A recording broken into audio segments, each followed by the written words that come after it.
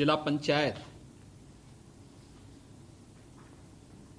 पंचायतों के द्वारा निर्मित की जाने वाली सड़कों के शिलान्यास और प्रधानमंत्री ग्रामीण सड़क योजना के अंतर्गत मार्गों के रिन्यूअल कार्यों के शुभारंभ कार्यक्रम में उपस्थित प्रदेश के ग्राम्य विकास के मंत्री माननीय श्री राजेंद्र प्रताप सिंह उर्फ मोती सिंह जी, पंचायती राज के मंत्री चौधरी भूपेंद्र सिंह जी, राज्य मंत्री पंचायती राज सुपेंद्र तिवारी जी, प्रदेश के मुख्य सचिव श्री आर के तिवारी जी, कृषि उत्पादन आयुक्त श्री आलोक सिन्हा जी, अपर मुख्य सचिव ग्राम्य विकास और पंचायती राज श्री मनोज कुमार सिंह जी, मुख्यमंत्री कार्यालय समेत ग्राम्य विकास और पंचायती राज से जुड़े हुए सभी अधिकारीगण, प्रदेश सरकार के मेरे सभी सहयोगी मंत्रीगण, जिला पंचायत के सभी अध्यक्षगण,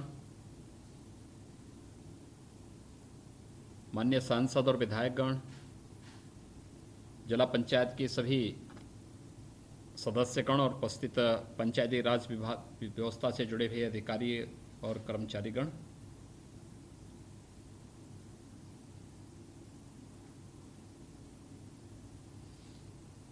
मेरे लिए ये प्रसन्नता का विषय है कि ग्राम्य विकास विभाग के द्वारा भी और पंचायती राज विभाग के द्वारा भी ग्रामीण अर्थव्यवस्था की आधार ग्रामीण सड़कों के निर्माण के एक बड़े कार्यक्रम को आज आगे बढ़ाया गया है। इसमें भी हमारे लिए महत्वपूर्ण इस बात का है कि 75 जनपदों में से 45 जनपदों में महिला जिला पंचायत की अध्यक्ष कार्य कर रही हैं और विकास के बारे में उनके पास अपना एक अनुभव भी है, एक जिज्ञासा भी है। पंचायती राज जिला पंचायतों के माध्यम से सड़कों के नवनिर्माण की एक बड़ी प्रक्रिया को आगे बढ़ा रहा है और जैसा कि मुझे बताया गया कि 2000 किलोमीटर के 1825 मार्गों के नवनिर्माण के लिए 647 करोड़ रुपए की लागत से इन सड़कों के निर्माण कार्य का आज एक साथ पूरे प्रदेश के अंदर शुभारंभ हो रहा है, इसका शिलान्यास हो रहा है। इसके साथ ही प्रधानमंत्री ग्रामीण सड़क योजना हम सब जानते हैं कि यह योजना श्रद्धेय अटल बिहारी वाजपेयी जी ने प्रधानमंत्री बनने के बाद इस देश के अंदर प्रारंभ की थी और अपने समय में बहुत लोकप्रिय योजना ये बनी थी, क्योंकि पहली बार आज़ाद भारत के अंदर देश 1947 में आज़ाद हुआ था और प्रधानमंत्री ग्रामीण सड़क योजना सन 2001 में ये योजना लागू हो पाई थी। यानी आज़ादी के 5 दशक तक भारत की ग्रामीण व्यवस्था उन बुनियादी सुविधाओं से वंचित थी जो विकास की प्रक्रिया के सबसे बड़े और सशक्त माध्यम होते हैं, अच्छी सड़कें। तब से प्रधानमंत्री ग्रामीण सड़क योजना ने अनेक चरण संपन्न किए हैं और लगभग ज़्यादातर ग्राम पंचायतें, 500 की आबादी के ज़्यादातर गांव मजरे सभी प्रधानमंत्री ग्रामीण सड़क योजना से पूरी तरह जुड़ चुके हैं। अब उससे भी नीचे के छोटे छोटे मजरे और टोलों को लेने की व्यवस्था इसके साथ जोड़ी गई। एक क्रांतिकारी परिवर्तन इसमें देखने को मिला है। सबसे बड़ी बात यह है कि जिला पंचायत की कार्य पद्धति में भी व्यापक परिवर्तन देखने को मिला है। जिला पंचायतों के अक्सर कार्य वहां की स्थानीय परिस्थिति भी हो सकती है,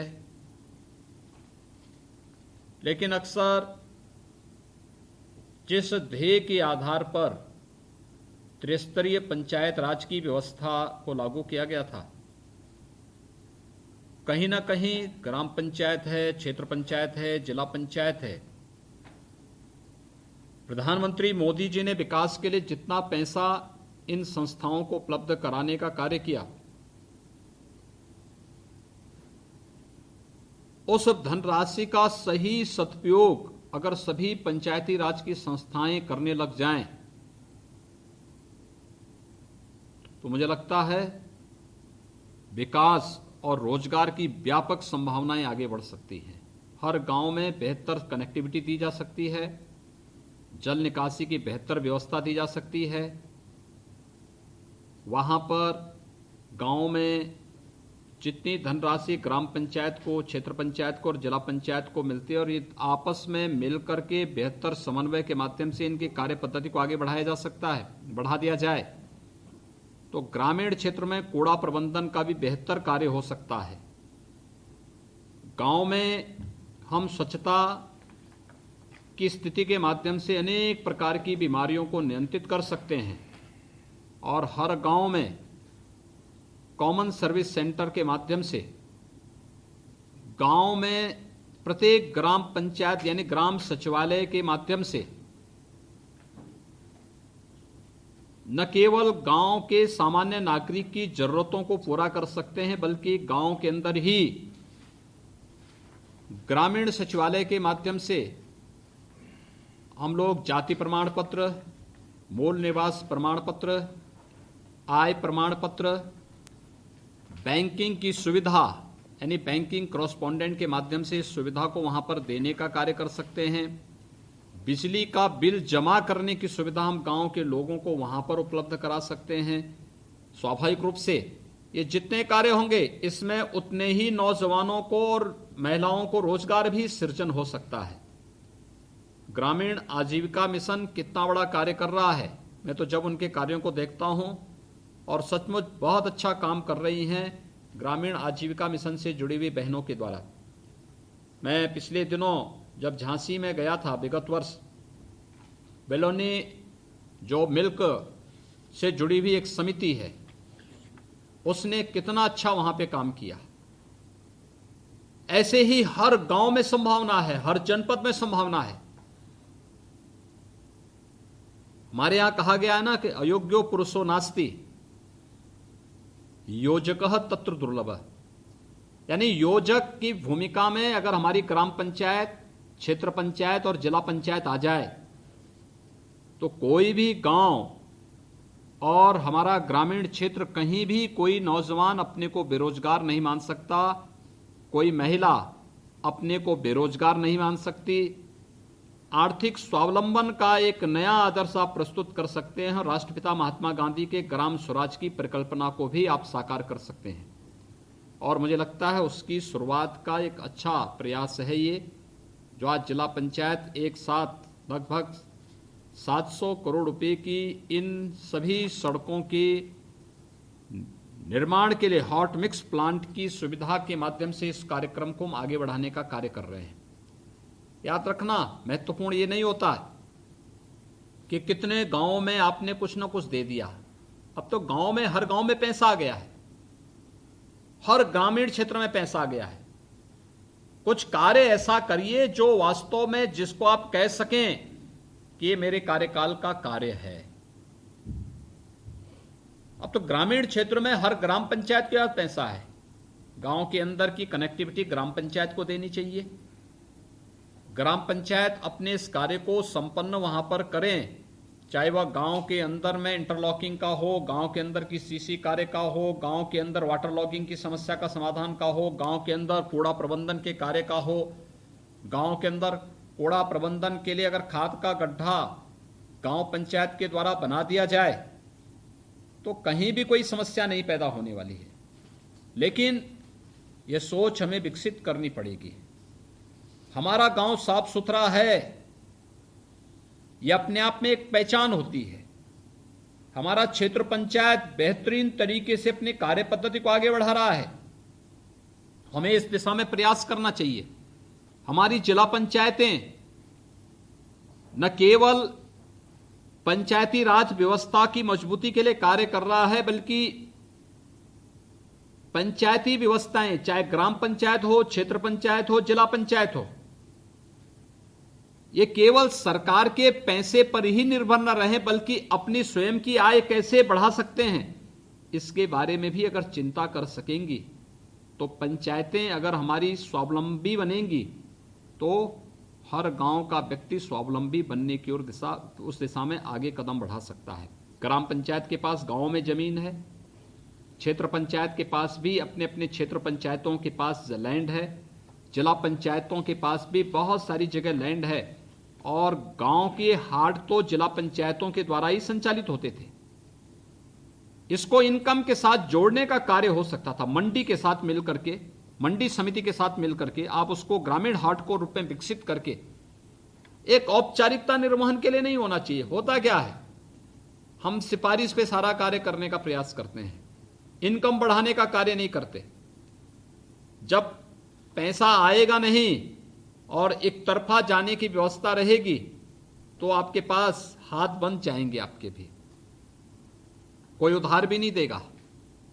और इसलिए अगर हमें पंचायतों को स्वावलंबी बनाना है, चाहे वह ग्राम पंचायत हो, क्षेत्र पंचायत हो, जिला पंचायत हो, इनकी इनकम को कहीं ना कहीं बढ़ाना पड़ेगा। मुझे एक राज्य के एक ग्राम प्रधान मुझे मिले, सरपंच मिले, उस गांव में सरपंच की व्यवस्था उस प्रदेश में। तो मैंने उनको पूछा, मैंने कहा भी आपके गांव में कितना, आपके पंचायत को कितना पैसा मिलता है साल में? उन्होंने कहा हमें पैसे की आवश्यकता नहीं। मैंने कहा क्या मतलब? उन्होंने कहा देखिए हमारा गांव एक हाईवे के साथ जुड़ा हुआ है, हमारी ग्राम पंचायत की जितनी भूमि थी उस भूमि को हमने किसी को कब्जा नहीं करने दिया, गांव के तालाब को गंदा नहीं होने दिया, और हम हर वर्ष हमारे ग्राम पंचायत को लगभग 5 से 7 करोड़ रुपए केवल तालाब से, और जो लैंड है उस लैंड का हमने कॉमर्शियल उपयोग किया, इससे ग्राम पंचायत को मिलता है। हम उसी पैसे का उपयोग करते हैं, गांव में कार्य भी करते हैं, और इस पैसे का उपयोग हम गांव में गरीबों की सहायता करने में भी करते हैं। मैंने कहा कैसे सहयोग आप करते हैं? उन्होंने कहा किसी कन्या की शादी भी, परिवार गरीब है, एक आर्थिक राशि ग्राम पंचायत की तरफ से हम उनको देते हैं। कोई बीमार हो गया, उसके पास कोई सुविधा नहीं, तो हम उसको एक निश्चित राशि सहयोग के लिए दे देते हैं। गांव में कोई व्यक्ति, निराश्रित व्यक्ति मर गया, हम उसको सहयोग कर देते हैं। यानी ये कल्पना एक गांव कर रहा है, ये भी भारत का ही गांव है।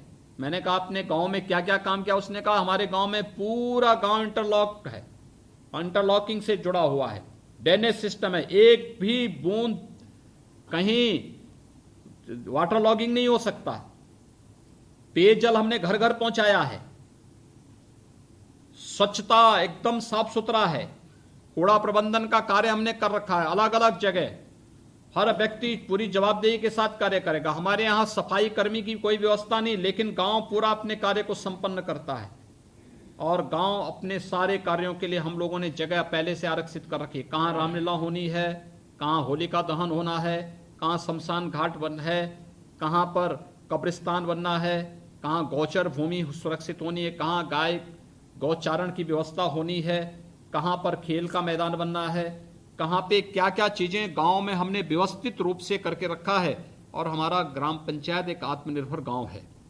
हमने पब्लिक एड्रेस सिस्टम अपने गांव में लगाया है, सुबह शाम 1-1 घंटे के लिए हम लोग भजन उसमें बजाते हैं, लेकिन उसकी आवाज इतनी तेज है, इतनी कर्कश नहीं होती कि व्यक्ति और काम न कर सके। अपने सामान्य कार्यों को करते हुए भी हमारे ये कार्य वहां पे संचालित हो रहे हैं, कहीं कोई समस्या हमारे ग्राम पंचायत में नहीं है। हाँ, पब्लिक एड्रेस सिस्टम पंचायत में कोई बैठक होती है, इमरजेंसी बैठक हो, उसके माध्यम से गांव को कोई सूचना देनी हो, उसका उपयोग हम लोग अपने कॉमन सर्विस सेंटर के माध्यम से उसका उपयोग कर लेते हैं। मुझे लगता है ये कार्य हर पूरे गांव में स्ट्रीट लाइट जलाई गई है। स्ट्रीट लाइट को हमने मीटर से जोड़ा है। हम पावर कारपोरेशन को हर महीने उसका बिल का भुगतान भी करते हैं। हमारे गांव की बिजली कभी नहीं जलती, कभी नहीं कटती है, निरंतर जलती है। सायंकाल स्वयं जलाने की व्यवस्था ऑन करने और प्रातः सूर्योदय के पहले उसको ऑफ करने की व्यवस्था कर दी जाती है। गांव में एलईडी लाइट लगी हुई है। यानी एक आदर्श गांव की जो परिकल्पना है उसको देश के अंदर बहुत सारी ग्राम पंचायतें पूरा कर रही हैं। और मुझे लगता है यह कार्य उत्तर प्रदेश के अंदर भी बहुत सारी ग्राम पंचायतें कर रही होंगी, लेकिन अभी तक हम हाईलाइट नहीं कर पाए, उसको आगे नहीं बढ़ा पाए। कौन कौन से ऐसी आदर्श ग्राम पंचायतें हैं, उन ग्राम पंचायतों को, कौन से ऐसी आदर्श क्षेत्र पंचायतें हैं जिन्होंने अपनी इनकम को बढ़ाने के लिए कुछ उपक्रम किए हों, कुछ नए प्रयोग किए हों, उनको सम्मान देने की प्रक्रिया। कौन जिला पंचायत है जिन्होंने कुछ स्पेशल कार्य किया हो जिसको एक मॉडल के रूप में रखा जा सकता। अगर पंचायतें ही आत्मनिर्भर नहीं होंगी तो फिर हम प्रदेश को और देश को आत्मनिर्भर बनाने की परिकल्पना कैसे कर सकते हैं। याद करिए, प्रधानमंत्री जी ने कोरोना काल खंड में देश को कुछ मंत्र दिए हैं आत्मनिर्भर भारत के। आत्मनिर्भर भारत की परिकल्पना साकार होती है हमारी पंचायत राज व्यवस्था से। हमारी पंचायतें आत्मनिर्भर होंगी तो देश आत्मनिर्भर होगा। हम इसके लिए बहुत सारे कार्य कर सकते हैं। आपके गांव में वन डिस्ट्रिक्ट वन प्रोडक्ट का जो ये कार्यक्रम हमारा प्रदेश का है, किसी न किसी गांव से ही निकलता होगा। गोरखपुर का टेराकोटा गोरखपुर के औरंगाबाद गांव से निकला है। लखनऊ की चिकनकारी लखनऊ के एक गांव से निकला है। अमरोहा का ढोलक ये वहां के गांव से निकला है। पीलीभीत की बांसुरी गांव से निकली है। यानी ये जितने भी उत्पाद हैं एक गांव से निकली है। ग्रामीण अर्थव्यवस्था इससे मजबूत ही है। आप चले जाइए संत कबीर नगर में, बखिरा बर्तन का एक बहुत बड़ा केंद्र हुआ करता था। आज भी वहां बनाते हैं। ग्रामीण व्यवस्था है, गांव में रहकर के लोग कार्य करते थे। क्या ये हमारी पंचायतों की जिम्मेदारी नहीं बनती है कि हम अपने लोकल उत्पाद को प्रमोट करें? इसके लिए कहीं पे कोई कॉमन सर्विस सेंटर इसके लिए उपलब्ध करवा दें, इसके लिए कोई शोरूम दें, इसकी डिजाइनिंग के लिए, इसकी मार्केटिंग के लिए इसको करें। हमारे पर्व त्योहार आते हैं, हम बड़े बड़े गिफ्ट लेने के लिए बाजार में जाते हैं। हम प्रयास नहीं करें कि हमारे जिले में जो चीज बन रही है हम उसी को गिफ्ट के रूप में दें। अगर आप किसी के पास जाते हैं और बखिरा संत कबीर नगर जनपद से हैं और बखिरा में बने हुए बर्तन, कांसे का बर्तन कितना अच्छा वहां बनता है, वही दें कि यहां का बर्तन है, भदोई के हैं, भदोई की कालीन कितनी अच्छी कारीगरी है, वही दें। मैं तो इस बात का नहीं होता कितना महंगा उपहार है और कितना बड़ा है। मैं तो ये है कि हमारे कारीगरों की मेहनत और उसकी हुनर कितनी बेहतरीन तरीके से वहां पर आई है और हम कितना उसको मजबूती के साथ आगे बढ़ाने का कार्य कर रहे हैं। और पंचायती राज व्यवस्था को इसके साथ जुड़ना पड़ेगा, क्योंकि ये केवल व्यक्ति के लिए नहीं, ये पूरी पंचायतों के आत्मनिर्भर बनने की दिशा में एक नया कदम है। और ये कार्यक्रम उसी के साथ जुड़ा हुआ है। ये रोजगार की संभावनाओं को ही बढ़ाएगा, ये विकास के नए आयाम प्रस्तुत करेगा, ये लोगों के मन में आपकी व्यवस्था के प्रति भी एक नया विश्वास जागृत करेगा। और इस व्यवस्था को जागृत करने की दिशा में मुझे लगता है एक अच्छा प्रयास है। आज एक बार पहली बार मुझे लगता है कि इतने बड़े पैमाने पर जिला पंचायत के द्वारा हॉट मिक्स प्लांट से किए जाने वाले कार्यों का हम एक साथ यहां पर शुभारंभ करने जा रहे हैं। यानी कितने बड़े पैमाने पर ये कार्य होने जा रहे हैं। 2000 किलोमीटर की सड़कें प्रदेश के अंदर बनेंगी। 1800 से ज्यादा मार्ग इससे जुड़ेंगे।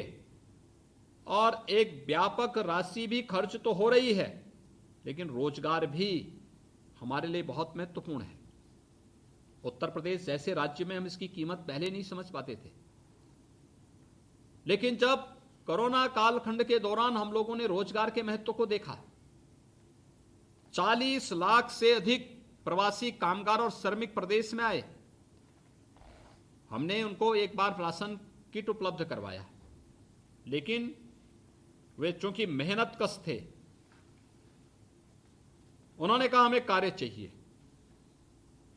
और मनरेगा के माध्यम से, विभिन्न अन्य योजनाओं के माध्यम से जब कार्य प्रारंभ हुआ, हर एक व्यक्ति खुशहाल है, कुछ ना कुछ कार्य करते हुए दिखाई दे रहा है, अपनी हुनर और अपनी पूरी प्रतिभा का लाभ गांव को दे रहा है, पंचायतों को दे रहा है।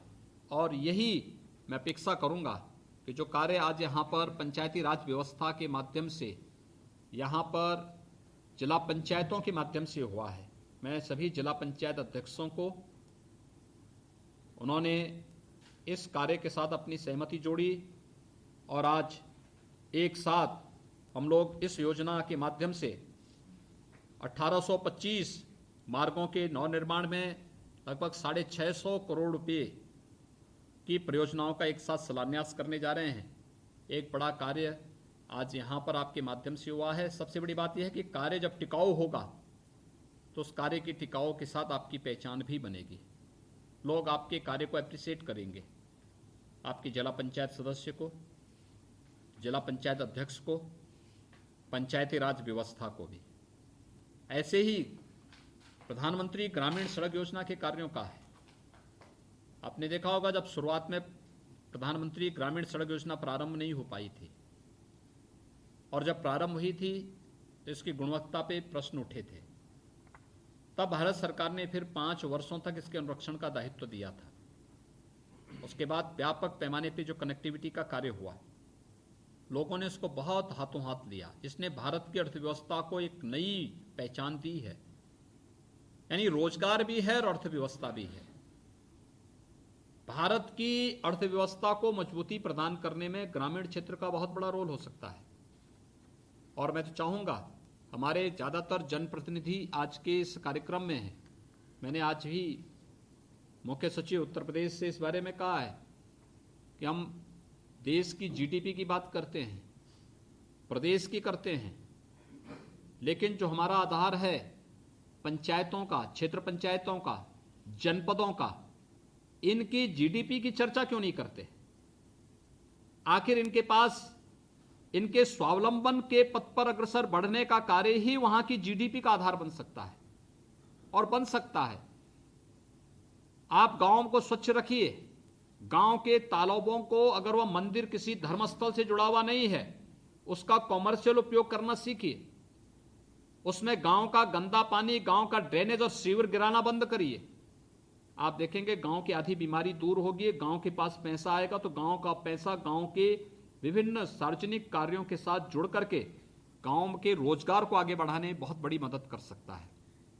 मैं कल देख रहा था, प्रदेश के अंदर एक जनपद ने गांव के तालाब में मोती को उगाने का काम किया। एक नया प्रयोग है, ये प्रदेश के अंदर ही हुआ है, एक जनपद में, संभवतः फतेहपुर में हुआ है। ऐसे ही बहुत सारी जगह आप सिंगाड़ा उत्पादन का कार्य कर सकते हैं। गांव में 4-4, 5-5 तालाब है, कर सकते हैं। कहीं मछली उत्पादन का काम आप कर सकते हैं। ये कार्य अगर धार्मिक भावनाएं आहत नहीं होती हैं और हम इसका कॉमर्शियल उपयोग विशुद्ध सात्विक भाव के साथ, लोगों के रोजगार के साथ ध्यान में रख करके ईमानदारी से आगे बढ़ाते हैं, बहुत बड़ा कार्य हो सकता है। अंततः पंचायत के पास आने वाला पैसा ये विकास की दिशा से आगे बढ़ सकता है।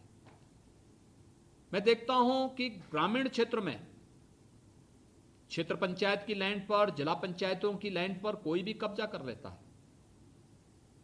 अगर हम इसका कॉमर्शियल उपयोग करना प्रारंभ करें, क्षेत्र पंचायत जहां भी बने हैं उनके पास विस्तृत भूभाग है, वहां पर उनके द्वारा भी दुकानें बनाई जा सकती हैं, कॉमर्शियल कॉम्प्लेक्स बनाए जा सकते हैं।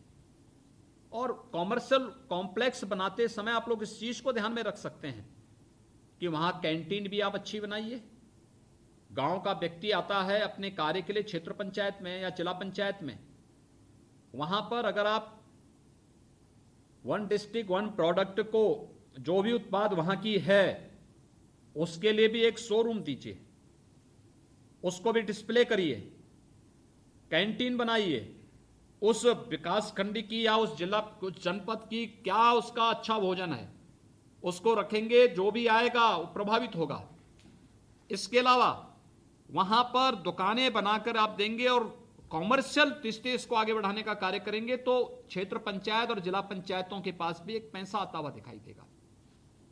इस पैसे का फिर व्यवस्थित कैसे इसका उपयोग किया जाना है, विकास के लिए करिए, पैसा पैसे को बनाएगा, ये सोच हमें विकसित करनी पड़ेगी।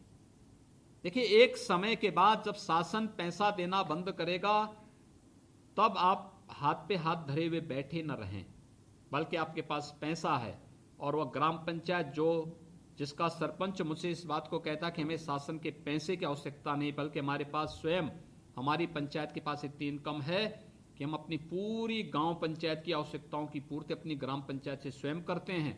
ऐसा ही ग्राम पंचायत, ऐसा ही क्षेत्र पंचायत, ऐसा ही जिला पंचायत पूरे प्रदेश के अंदर बनने की व्यापक संभावनाएं उत्तर प्रदेश के अंदर हैं और मैं चाहूंगा इस दिशा में प्रयास होना चाहिए। दूसरा, कार्य जो भी हो उन कार्यों की गुणवत्ता पर विशेष ध्यान दिए जाने की आवश्यकता है, चाहे वह पीएमजीएसवाई की सड़कों के रिन्यूअल कार्यों का शुभारंभ का हो, चाहे वह जिला पंचायत के द्वारा 1825 मार्गों की जो नव निर्माण से संबंधित कार्यों के शिलान्यास के बाद अब इन कार्यों को युद्ध स्तर पर आगे बढ़ाने का हो। कार्य की क्वालिटी पर हम जरूर ध्यान दें। अगर हम इसको ध्यान में देंगे तो आपको एक पहचान दिलाएगा। जिला पंचायत के जो भी हमारे अध्यक्षगण हैं, सदस्यगण हैं, हमारे प्रदेश सरकार में मेरे सहयोगी मंत्रीगण हैं, जो मान्य विधायकगण और सांसदगण हैं, मैं इन सब से भी कहूँगा कि एक टीम भाव के साथ कौन कार्य पंचायत को करना है, कौन क्षेत्र पंचायत को, कौन जिला पंचायत को, कौन विधायक और सांसद निधि से, यद्यपि सांसद और विधायक निधि इस समय सस्पेंड है, कोविड में सारा पैसा इस समय लग रहा है, कोविड मैनेजमेंट में, अभी कोविड समाप्त नहीं हुआ है, लेकिन ये जब भी बहाल होती है हमारा एक समन्वय होना चाहिए। जिस भी निधि का पैसा जाए हमारा एक प्रयास होना चाहिए कि इस पैसे को कैसे हम कहां बेहतर उपयोग कर सकें कि अधिक से अधिक संतृप्तता का लेवल व्यापक पैमाने पर हो और सबके पास हो। विकास सब तक पहुंचना चाहिए। जब विकास सबके लिए है तो उन सब तक पहुंचाने की प्रक्रिया का हिस्सा भी हमें इन सभी संस्थाओं को आपसी समन्वय के माध्यम से करना चाहिए। नमस्कार, मैं हूं मानक गुप्ता। अगर आपको हमारा ये वीडियो पसंद आया हो तो इसे लाइक और शेयर जरूर करें और हां, हमें सब्सक्राइब और फॉलो करना ना भूलें ताकि आप देश और दुनिया की कोई खबर मिस ना करें। तो जुड़े रहिए हमारे साथ और देखते रहिए न्यूज़ 24।